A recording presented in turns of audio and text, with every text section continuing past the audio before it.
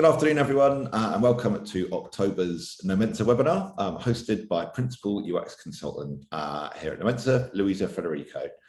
In today's webinar, 20 tips for a happier work life. Louisa will share some personal tips for being happier at work. As always, please do join in the discussion in the chat and say hello to each other too. Just make sure your settings are switched to panelists and attendees so everyone can see your messages. And if you've got any questions, you could submit them using the Q&A function. And I'll get through as many as I can at the end with Louisa. Finally, we're using auto-generated captions. Sometimes you get a few words muddled live, but we'll make sure these are cleaned up when the recording is up on our YouTube channel. So yeah, without further ado, I will hand over to Louisa. Thank you. Thanks very much. And thanks everyone for joining us today. I'd like to start by sharing a curious word that I found. And it's this Danish word, and I'll see if I can pronounce this properly. It's pronounced arbejdsglæde. I hope I've done that justice. But it's an interesting word because it literally means happiness at work. And the Danes are actually well known for being some of the happiest people on earth. So I find it very curious that they have a word that describes happiness at work. Now, I am originally from Brazil, and Brazilian people are generally quite happy, optimistic people. So I feel like I should have a natural advantage at this. But actually, growing up, I was quite an anxious and sensitive child, and I would get easily stressed and worried. I was the firstborn. That comes with usually quite high expectations. You're meant to be the well-behaved one, the responsible one, and helping take care of a younger sibling. In this case, my very fun and adventurous younger brother, who I have definitely saved from serious injury more times than I can count.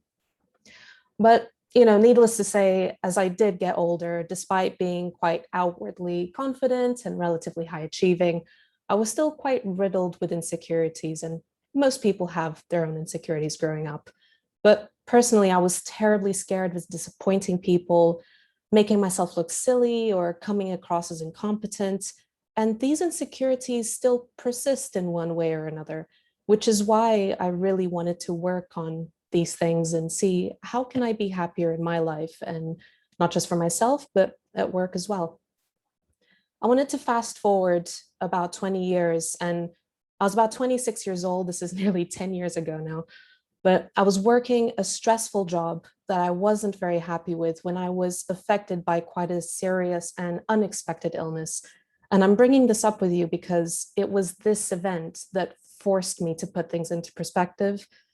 And, you know, one of the first things that I asked after I was given the diagnosis was, when can I get back to work? Now, okay, that might have been the shock talking, but that moment made me realize how much I was actually stressing and worrying about work. I did make a decision, though, that I didn't want to do that anymore. I can genuinely say that I am happier now than ever before. And I don't want this to come across like you need something really bad or drastic to happen to you to put things into perspective. But for many people, that's kind of the way that it goes. You need something to give you that little push. But one very important thing that I wanted to mention now before we start is that changes in mindset don't just happen like that. You really have to work at it. You really have to break old habits, and you need to call yourself out and be very perceptive of your own habits and your own behaviors. But as my dad always says, when there's a will, there's a way. I wanted to share this with you. You know, they say that 90% of long-term happiness is determined by the way that you see the world. Only 10% is context and environment. So which one of these are you? Are you an optimist, a realist, an idealist, a pessimist, a nihilist, or even perhaps an opportunist? But I'm probably somewhere in between an optimist and idealist, which actually is quite good. It means that I'm naturally inclined to seeing the good in things, which in the case of happiness at work does help a lot. But I mentioned being ill earlier, and after that health issue, I was diagnosed with PTSD. And after a lot of therapy, the idea of mindfulness was hammered in as a way for me to be happier. being less concerned about the past or being fearful of the future. But when it comes to work, I realized I was in this cycle of, if I work harder, I'm going to be more successful. And if I'm more successful, then I'm going to be happier. But psychologists have this term that say that in cases like that, it means that you're pushing your happiness outside of your cognitive horizon. So what that means is that you're in this constant loop of trying to be happy, but you're not really happy. At the time, I was using mindfulness as a way to cope with panic attacks and things like that. But being happier in the present was giving me something called the happiness advantage. So the happiness advantage means that in your day-to-day, if you're happy in your day-to-day, it's scientifically proven to improve business outcomes. So surely it should be in everyone's best interest to be happy and to make other people happy. And let's just take a moment to look at some of these stats. I mean, they're incredible. Like, the people with the happiness advantage are 3 times more creative. They are 31% more productive. They're 40% more likely to get a promotion, 10 times more engaged. That's a lot. That's a lot more engagement. And this is a really important thing for us to be keeping an eye on. Now, the health and safety executive do have a set of guidelines, a workbook, let's say, that they have, and anyone can find this online. And they have all of these different points and guidelines about helping employers to help reduce the stress in the workplace. In essence, make people less stressed, make people happier. But not every company is getting this right. And in this case, I do feel very lucky to work for a company like Nomensa that values happiness in the workplace. I wanted to share this little quote from Simon, our CEO. And he's just saying how committed they are to creating a culture of happiness here at Nomensa, and how celebrating the idea that happiness can and will make a radical difference in our working day. And I think that that's amazing. And it's great to have leadership in a company that believes in this and really tries to put things in place to make people happier in the workplace. One of the ways that we're doing this is with our chief happiness officers. And yeah, the first time I heard the term and started reading about stuff like this online, I was like, oh my God, that's so cheesy, or that's a bit weird. But actually, when you think about it, the fact that you have people in a company dedicated to making sure that you as an employee know that what you're doing is important, that your work is valued and appreciated, that you're having fun, that you're learning and you're motivated. The fact that you have dedicated people thinking about this says a lot about a company. So no matter how cheesy I think some of these job terms might be, and I've heard lots of them in the past, it makes such a big difference to have this. So what I wanted to do with you today, though, is go back to a personal side and to share some of the top things that I've learned in the last decade or so, which I use in my day-to-day, and I do make a conscious effort to live by so I can be happier at work. And these tips vary from workload management to personal confidence. And if one person can leave today with one tip on how to be happier in the long term, all of this would have been worth it. So you might notice this little symbol popping up, this little bolt of lightning. And all that this means is that on some of the slides, these are my top picks. These are some of the things that have made the biggest difference for me personally. Right, so let's get started. Tip number 1, learn to say no. I know it seems really obvious, but this is such a big thing, and so many people that I know, including myself, struggle with this.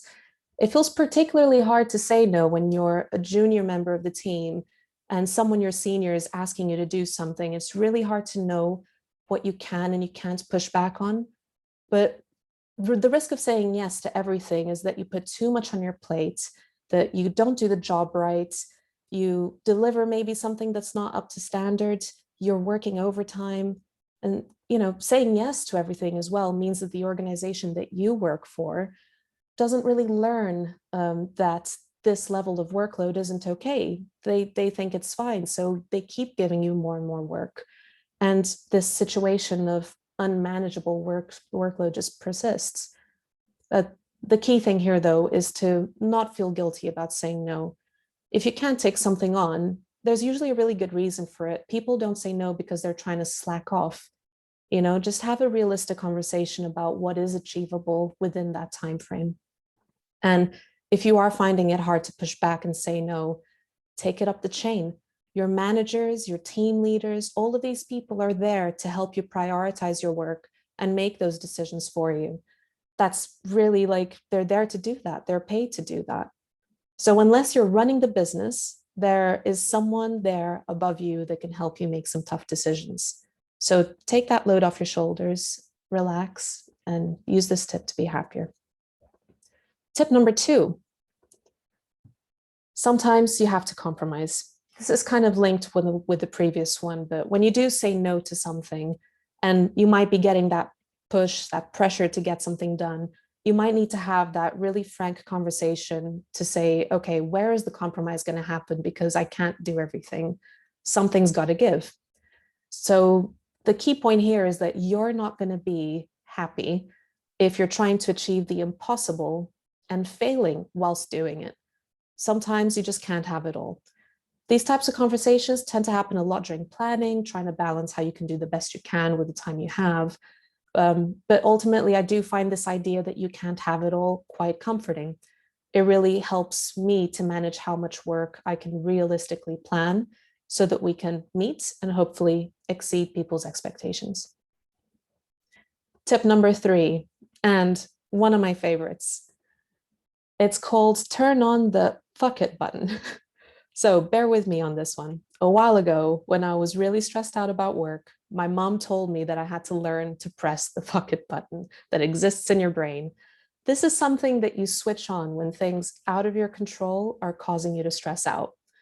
Pressing this button doesn't mean you don't care about your job. It just means that you're taking care of your mind and improving your ability to deal with problems and challenges.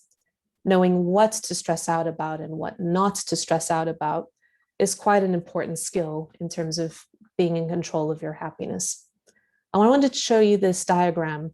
It's called the circle of influence, and you might have seen it before, but essentially it shows you how you're in a good place when you're in a place of power and influence, when you can change things, but you're in a bad place when you're solely in a place of concern. So give yourself or find someone that will give you permission to not stress about everything. Focus on what you can do, focus on what you can control, and take a proactive focus. But if it's out of your control, learn to not get so wound up about it. Tip number 4, say what's on your mind. This is a really important one. So this is another 2 of my favorites here, but no one's a mind reader. So you have to say what's on your mind. Don't assume that people know or understand what you're thinking or feeling. Be clear about things. Don't beat around the bush. And it's the same when you're asking for help. It's okay to be vulnerable. For a really long time, I actually equated my vulnerability with a feeling of incompetence. And I mentioned earlier that was one of my insecurities, but vulnerability does not equal incompetence. Actually, being honest about your feelings and when you need help is quite a powerful skill in leveraging your team and your team support. And people are usually quite good at helping out when you need it. So be open and be honest about things. There's a great quote that I love that I'm going to share with you now. And I've tweaked it a little bit for this presentation, but it goes more or less like this. Between what I think, what I want to say, what I believe I say, and what you hear, what you want to hear and what you understand, there's an abyss. And all to say that, there's communication pitfalls anywhere, but we have to try. And if you're not trying to communicate, then the risk of those pitfalls are much greater. So give it a go, be open, communicate, and you will see that you will be happier in return. So tip number 5, be assertive. This was one of the main themes for growth in my personal and professional life. I actually went to assertiveness training to help me with my confidence. Now, being assertive doesn't mean being rude or barging your way through things. It just means speaking up with confidence and being heard at the right time. It's about not being over accommodating. It's about having the confidence to hold your ground respectfully, which really comes in handy when you're dealing with difficult people. But all of this is rooted in open, honest, and positive communication. Tip number 6, have courage. Have you ever been on a phone call and someone is saying something, they've used a term and you don't understand and you feel silly for not knowing, so you keep quiet thinking, oh, I might Google this or I might ask this question later. And a few seconds later, a hero asks the question that you wanted to ask and you're like, oh my God, thank God someone asked that. You can be that hero. You can be that person that helps to clarify a situation for other people. So again, asking questions is not synonymous with incompetence. People might also be overlooking something quite simple or something quite basic. Don't assume that people have thought through everything. I do surprise myself the amount of times I might ask a question that I feel is basic to me, but as it turns out, no one else has thought about it either. So it's good to not make assumptions about what people know and don't know, and put yourself out there, ask those questions. No matter how simple, it's important to just ask. Practice this and practice shedding your ego. Another side of shedding your ego, which is very much in line with this having courage theme, is about sharing your ideas. How many times have you kept an idea to yourself because you don't know how it's going to go down or how people are going to, are people going to approve it? But what's the worst that can happen? That you're wrong, that it's not the best idea on the table. Sometimes you're not going to have the best ideas on the table, and that's fine too. So again, it's about shedding your ego and have the professional courage to share your ideas and to ask questions. Now, tip number 7, another favorite. Really get to know your colleagues and clients. And what I mean, again, is about being open and getting to know them as people. What makes them tick? We're social animals, so this is so important. By understanding one another, we can get the best out of one another, and we can spot when someone's having a bad day and needs help. I'm going to share this framework that I learned when I was doing some communication training recently. So, even though this is very much about relationships, communication is a big part of this too. There's this framework, there's lots of frameworks out there like this that show something similar, but this one helps to illustrate the point that by using frameworks like this, you can help to understand yourself and other people and how to relate to others. And I learned a very, very important lesson during this training course, which was that this thing that you've learned ever since you're a kid of treat other people the way you want to be treated is completely wrong. It should be treat people the way that they want to be treated. And such a small little difference, but it makes such a big difference in day-to-day life, because you need to understand how other people want to be treated in order to really get the best out of them. So really use something like this. I'm not saying that this is the best framework out there, but do look into things like this. Try to self-evaluate, gauge, where your clients and your team members fit. How can you tailor your communication style to best suit them? How can you help them when they're in need? These are all important things to focus on, not just for your own happiness, but for others as well. Tip number 8, it's just a job. So a couple of things here. One, I think it's so important to know people on a personal level. People are so much more than their jobs and their roles. So make an effort to make good connections with everyone that you're working with and have fun. And even for yourself, when things start becoming a bit stressful and all-consuming, just remember, this is just a job. If you list the most important things in your life, your job probably, it might, but probably won't make the top 3. So for me, it's things like my family, my health, my friends, having fun, doing things that I really enjoy. Ultimately, what I'm saying is that nothing is worth sacrificing your health or even like personal relationships over, not the least your job. Tip number 9, do good for others. Now, you know that making other people feel good makes you feel good. Like, research really shows that doing something generous has such big mood boosting benefits in the brain. And this could take so many different forms. It could be offering someone a cup of tea or lunch when they're too busy to leave their desk, or offering to stay behind one evening if someone's trying to meet a deadline and you can stay behind to some work, or not, just keep them company, order a pizza, order some beers, something so that it doesn't make that situation so annoying or so painful for the other person. um, Give a little compliments. Something like that goes such a long way. You never know if someone's having a really bad day, and just giving someone a little comment will, turn around their mood and give them that confidence boost that they were needing for the day. And actually, I wanted to mention that at Nomensa, we use the system called Clear Review. I'm not sure if you've heard of it, but we use it to share feedback in a more formal way so people can get recognition of all of the great stuff that they're doing.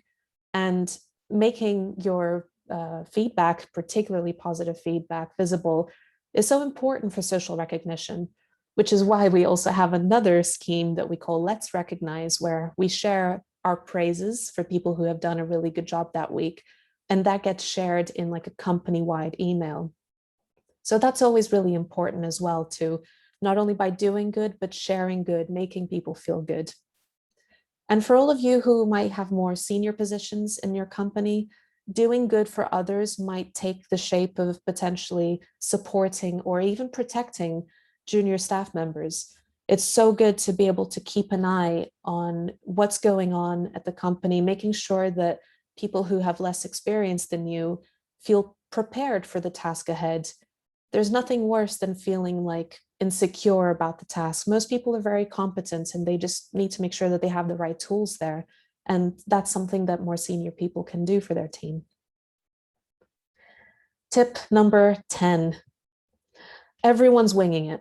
Now, this is another one of my all-time favorites. I was a few years into my career, and a very senior member of the team, when we were preparing for this presentation, said, don't worry, everyone's winging it. Everyone's just doing their best. And it's so true. Kind of scary when you think that doctors, engineers, politicians, everyone's winging it, but it's true.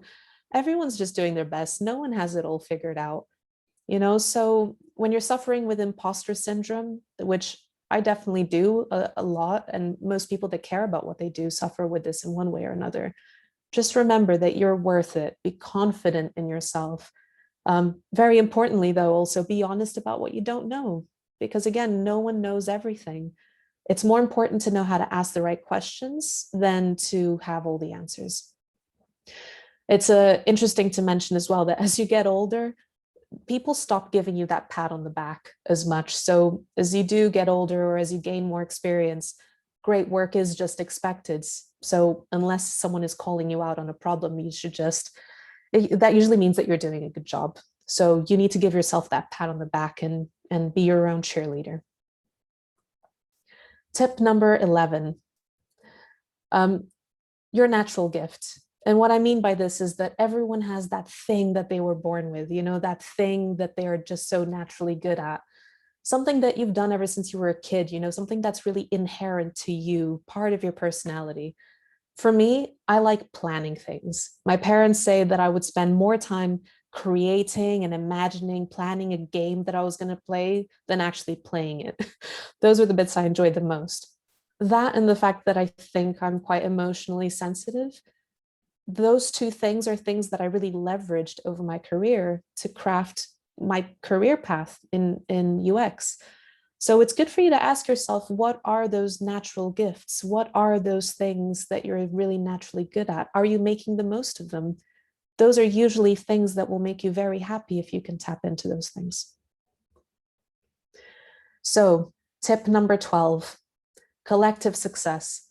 I love this one. This idea of collective success is that no one came to this presentation or came to watch this video thinking, oh my God, I hope Louisa trips up and fails and makes loads of mistakes, like that doesn't happen. People want you to do well. People, watch things and they root for each other.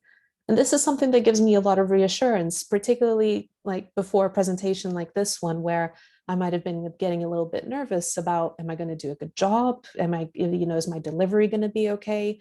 And I remember that people root for each other's success. So, just remember that. And if you do make a mistake here or there, don't be really hard on yourself, because you're only human. People make mistakes. I might trip up on a few words here and there, but it's not like you're going to be overthinking that or judging me for it. Ultimately, everyone's rooting for you. So remember that. Tip number 13. Okay, here's another one of my favorites. You are not a tree. Okay, so let me explain this. You are not a tree. What I mean by this is that you have big, strong, beautiful legs that move you from one place to another. And if you're unhappy in your job, don't stay there for months and years on end complaining about the same problems. Remember that circle of influence? When you have challenging times, it's good to see, what can I do about it? What can I change about this? How can I make things better? But if over time things don't change, if you're unhappy for whatever reason, don't extend that. A personal example from my side is that I was starting off my career, one of my first jobs, and I outgrew the role, but I was getting really frustrated that there wasn't a route of progression for me in that company. And for months, I had been complaining about the same problems with my manager. And one day she sat me down and she just had some really friendly advice for me. And she just said, look, it might be time that you have an honest chat with yourself and ask yourself, is this job right for you? If not, it may be time to start looking elsewhere. You're not a tree. You can move. And I was like, oh my God, it's the first time that someone had like that really honest chat with me. So again, if you're not happy, don't spend your precious time being unhappy in a job that might no longer be right for you, or an environment that might no longer be right for you. Tip number 14, another thing that you're not, is that you're not a charity. The long and short of it is that we exchange our services, our skills for money. So there should be no reason why you should be working for free, unless you're maybe willingly doing some pro bono work, or if you're just starting your career, and you're still in school and you want to do some free work experience. But there's still loads of situations like that where people get taken advantage of. As you do progress in your career, and you might have people contacting you on LinkedIn or like acquaintances, saying, hey, can I call you and I can pick your brain, or do this, can you help me with this thing? Basically, they're asking you to help but not offering the pay. This is time that you should be getting paid for. So again, unless you're doing a favor for a friend or something, just remember it's a value exchange and your time is valuable. So yeah, just remember, you're not a charity. And very much in line with the last one, tip 15 is know your worth. There's nothing worse than finding out that you're being underpaid. It makes you feel so undervalued. So do your research, understand what the market rate is for someone in your position in the local area, especially when, if you find out that you're being underpaid compared to your colleagues doing the same job, that's also very frustrating. Unfortunately, we do still live in a world where women, ethnic minorities, people with disabilities are at a systemic disadvantage when it comes to equal pay. So, and even though it's illegal for companies to do that. So do have an open and transparent conversation about your wage with your colleagues. Having said all this, again, it's a value exchange. Financial reward isn't everything. So you might not be getting paid loads, but you might be gaining in other things like training and development and support from a really big team. So it's all about thinking, is this value exchange fair? And am I happy with it? Tip 16, don't ask, don't get. And I think this is so true. And a big part of what I'm talking to you about today is about being proactive. So if there's something that you want, ask for it. And the worst case is that they'll turn around and say no. And then you have to decide whether you're okay or not with that. But it's not just about, money, salary, pay rise, promotions, and all of that. But it could be things like you know that there's an interesting project coming in and you want to work on it. Like, ask for that. If you know that you want training in something, again, ask. Even the little things like back before COVID, when we might be traveling for work, I would ask if I could spend just a little bit longer on location, and if it wasn't going to cost the company any more or less if I was to travel back on a Friday or on a Sunday. I got to enjoy a weekend in a place that I hadn't been before. So these are little things that, unless you ask, they will be overlooked. So have a think about that. Tip number 17 is to be present. I'm a very big believer in a healthy work-life balance. So give it your all wherever you are. If you're at work, be focused, be productive. But if you're at home, just turn your laptop off, turn your emails off. Having a clear and healthy boundary with where work is a really good thing. And I do recognize it must have been really hard over these last few years with COVID, particularly if you were working, eating, sleeping, chilling, all in the same place. This can be really hard. So well done for all of you who might have been struggling with this in the last year or so. Right, so tip number 18, the right level of challenge. Challenges, if you're up for them, are a great way to keep things fresh at work. Making things that little bit difficult for you, forcing you to work things out, to develop. These things can be really fun when it's something that you care about and you're passionate about. So again, asking for those right types of challenges to come your way are really important. This also applies to finding new jobs though. So don't fixate just on what you can do, but it's also about what you want to challenge yourself to do, what you're ready to grow into. But not everyone wants to be challenged throughout their whole careers.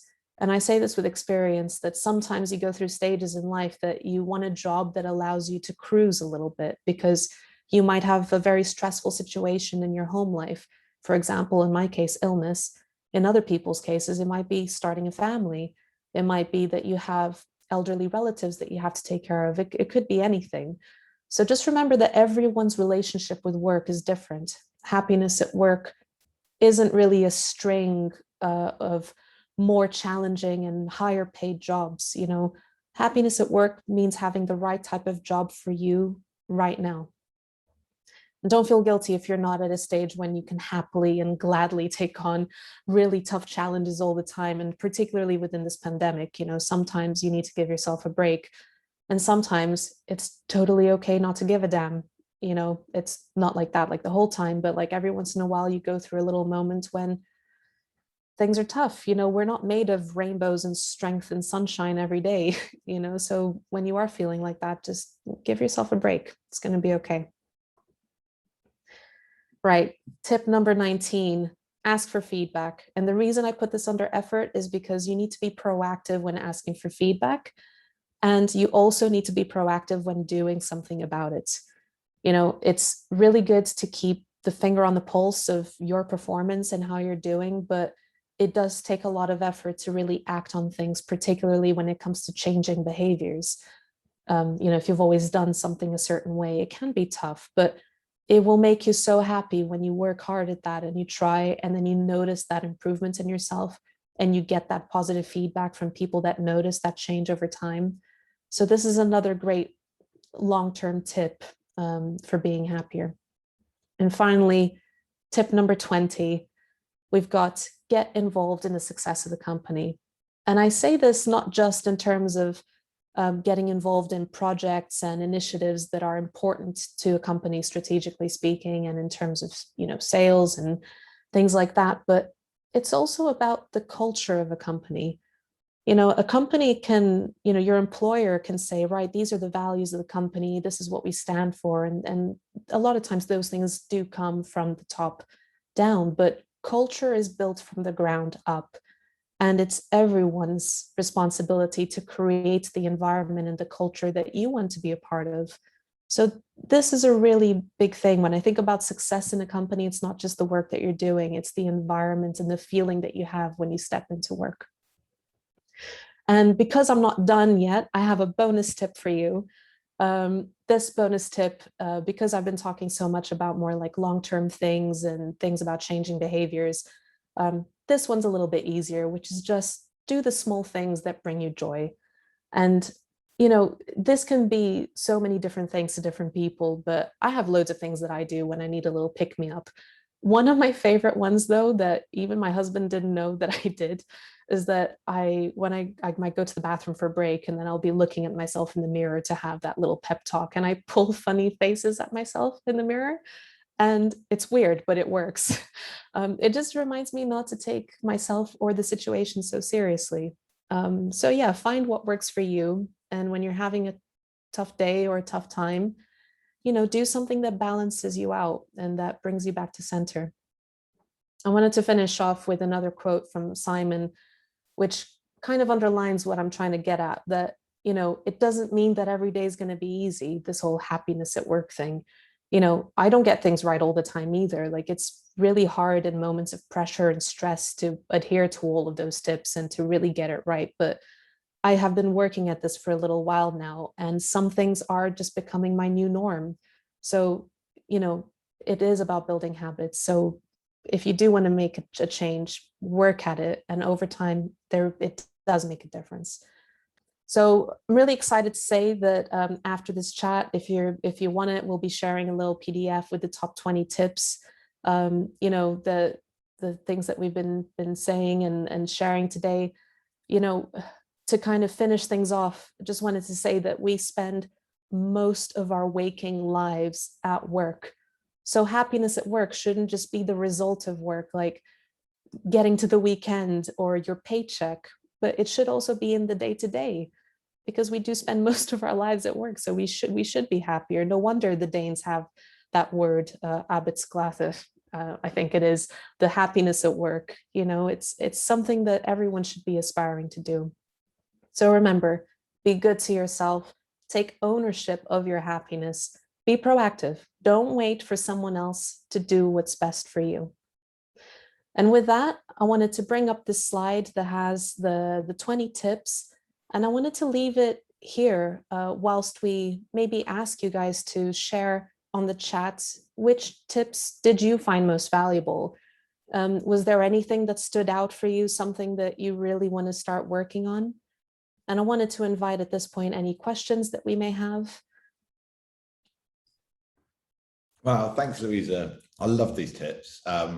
Yeah, I definitely think there's so many in there that yeah, resonates with kind of all of us. Yeah, as Louisa said, please do in the chat. Yeah, share which tips resonated with you the most and why. And yeah, if anyone has any questions, please submit them using the Q&A function too. Louisa, I love tip number 10. You know, I think it's so true that everyone kind of thinks they're winging it. But yeah, I think, you know, it's so important to be confident in kind of what you do and kind of remember that, you know, you're in the position you're in and have the role you do and the responsibilities you do for a reason. Like, you know, you're not just there by chance. So we have Dinah in the chat. Dinah particularly loved your advice on focusing on your natural gifts. Oh, that's good. Did they share what their natural gift was? Yeah, Diana, if you want to share that as well, that would be great. Rafaela asking if we'll get a recording in. Yes, we will be circulating that ASAP after the session today. Alison shares, you know, she particularly loved your tip on not being a tree. Yeah, saying that, you know, they stayed in jobs for much longer than they should have in the past.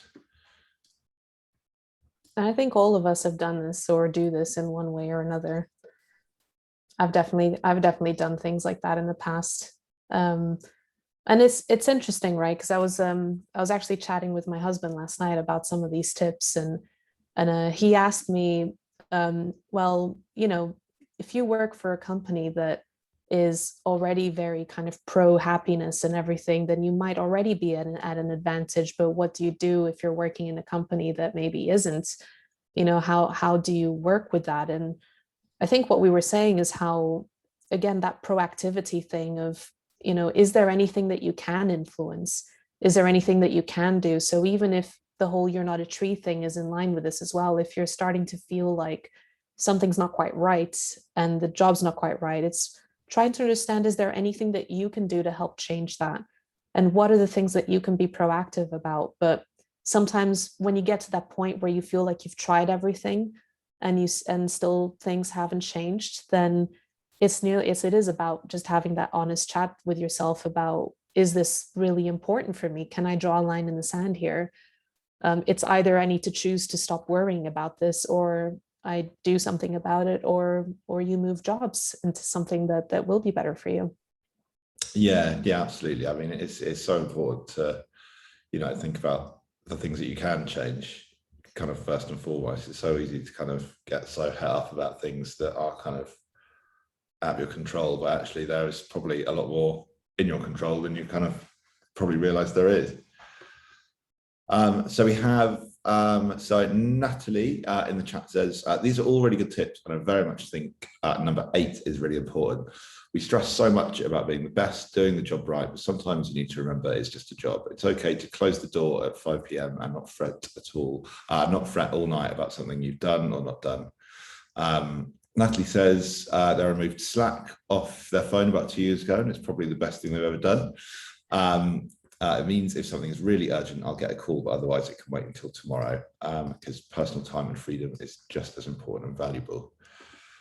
It's so important, isn't it? Like I also find that you need time to recharge your batteries, right? Like there's so much evidence out there that says that, you know, if you're switched on all the time, you know, you'll burn out, and you won't be able to give it your all when you're back into work. And, you know, most people, when you do get home, there's loads of other stuff that you have to worry about, whether it's family life or even just like life admin. In a pandemic, it's just surviving. You know, there's so much in that happens, you know, when you step out of work as well. So so important to know that, as lots of people say, we're not saving lives. In some cases, some people are. But, you know, in our cases, we're not saving lives, and it can wait. It's so true. Absolutely. So we have another one from Alison. Alison really liked your natural gift tip. Alison says, I trained as a singer, and I'm not singing. This feels like a hole in my life, but working on the "You Are Not a Tree" thought to help with this. So we have got lots of activity in the chat. I'll try and get around to everyone, but we have some questions too. So we have the first question here, which has been submitted anonymously. They ask, what advice would you give to someone in a leadership role who can see that there is a team member who has the potential to provide great ideas but lacks the confidence to speak up? That's a really good question. And I think sometimes it really depends on the forum. And like one thing that we've definitely learned in over the pandemic, a lot of us in this line of work, is to run more of those Miro workshops and stuff like that. But usually when we run those sessions, like, you know, like design sprints and stuff like that, where we say, okay, everyone go away and jot down your ideas, and then come back and share them, whether it's anonymously or not. I think what people that have really great ideas but struggle to communicate them, it usually happens when they're in a space where other people tend to take over. And I even noticed that since I've done that assertiveness training, I feel like I can be quite outspoken, and I have to be the one to tell myself to try to take a little step back and let other people, you know, take the stage as well. So it's also good to remember whether you're the one that's also being, you know, taking too much of that stage, that having that presence, that means that maybe other people don't feel comfortable doing that. But definitely giving everyone the space to come up with ideas, submit them, and then you review everything together is a pretty good one. Thank you. So we have another question here asking about if you have any tips specifically for working remotely. It's funny. I think like since people have been working remotely, I think every company has done a variation of this, where they do workshops on like, okay, what do you do? What helps? What doesn't help? And many people have said little tips such as make sure that you're actually force yourself to take breaks from your screen. Some people say things like making sure that you're actually even commuting.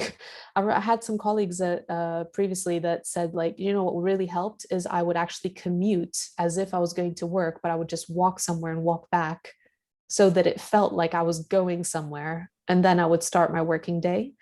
And it just helps to start getting, you know, your blood flowing a bit. Like I think for most of us, if we're working from home, we'll roll out of bed, we'll have a coffee or some breakfast, and sometimes within an hour of waking up, we're meant to be at our desk solving difficult problems. So even trying to wake up a little bit earlier and going for a walk or doing something to wake you up a bit before is a good tip. Yeah, absolutely. I remember when we were first plunged into lockdown, and I was you're under kind of so much pressure kind of working remotely, aren't you, to kind of just constantly be kind of in front of your laptop or on calls, and you don't have those kind of, I hate this phrase, but like water cooler moments, do you, where you kind of having like an office environment where it's like you're in the office, you like you're not working 100% of the time, and it's just like being able to kind of take that pressure off yourself. I found really cool. There's another tip though, and it's something that I find the pandemic has probably been really tough for particularly younger or more junior members of the team that would naturally learn from the team around them. And a lot of people that I've spoken to have said that they feel bad for asking someone to join a call because it feels more formal. It feels like you're having a meeting rather than just having that, just a casual conversation. So what I'd say is that if someone's busy, they'll let you know, but don't be scared of just asking someone if they have a second, even if you just spend make a coffee, say, look, I'm going to grab a coffee. Would you mind chatting with me over a coffee at some point? And people do tend to make time. So don't feel scared to reach out to your team members as well. Thank you. So we've got a couple more questions here. So the next question is, how do you handle less positive feedback from colleagues? So I guess one thing is when you get that feedback in person, or when you get that feedback through a system like our Clear Review or something. When it's less than positive, it's usually, everyone likes to say constructive, right? But I think what's useful when you're receiving or whether you're giving difficult feedback, number one is to do it in private. No one really likes to be told that they're not good in front of a team. So doing it on a one-to-one basis is good, and asking for clarification, asking for examples of where those things might have happened, helping to understand the context of that. Like, were you just having a really bad day and you didn't deal with the situation very well? Or is it more of like a habit, a systemic issue that you have to work with? And sometimes it's even good to have, if you're taking on that feedback, speak to someone that you trust about it. And if it's a problem that other people are noticing, more often than not, your friends and family might have already noticed that this is a trait in you as well. And and everyone has their own little things that they struggle with or things that other people might find annoying. So it's good to just also talk to trusted people about it and take time to really let that sit in instead of feeling like you have to react or be defensive towards it. Let it simmer down, sleep on it, think about it, and think about what you can do to make things better. Thank you. So we have the next question here. And they ask, when starting a role within a new company, how do you make sure you don't stress out about not fitting in and or saying the wrong thing? That's such a good question. I started this job in the pandemic. So when I started this job, I was also having to figure out how a big team operates and who everyone is. I'm still figuring that out. We're starting to get back into the office. I'm still learning who everyone is. The key thing is that no one is going to be looking you and thinking like, oh God, who is this person? Oh, what a silly question. Like, more often than not, people are very accommodating and very sweet and friendly as well. So it's almost the mental barrier that we have within ourselves of being scared of looking silly is the only thing getting in the way of just asking those questions. So it's that thing. I've used to have this so much. Again, I mentioned right at the start of the call of this fear of coming across as silly or incompetent or like I don't know what I'm doing, and it's very much a mental block. So I always tend to ask myself, what's the worst that can happen? I mean, nothing really bad is going to come out of you asking a question, you know, and it's worse you going through more time not knowing answers to those questions, if you know what I mean. Like otherwise, you're just torturing yourself. Awesome, thanks, Louisa. So yeah, I think that's kind of just about kind of all we've got time for. Yeah, let's say a huge thanks to everyone that tuned in, and a massive thanks to you, Louisa, for your great presentation. Yeah, we'll have the recording available and sent out ASAP, along with the PDF of the tips too. So yeah, keep an eye out on your emails when that pops up in your inbox. Quickly, I'd like to give a quick shout out that we are hiring here at Nomensa. We've got loads of roles available in our studio and beyond. So yeah, check out nomensa.com/careers for more info on that. Finally, our next webinar will be held early December. We'll have details of that one soon, and that will be the last one of the year. So yeah, make sure you're following us on Twitter or LinkedIn, and yeah, be the first to know about that. I see lots of people saying how much they loved your presentation in the chat, Louisa. So yeah, thank you once again. And yeah, we'll see everyone next time. Thank you. Thanks, everyone.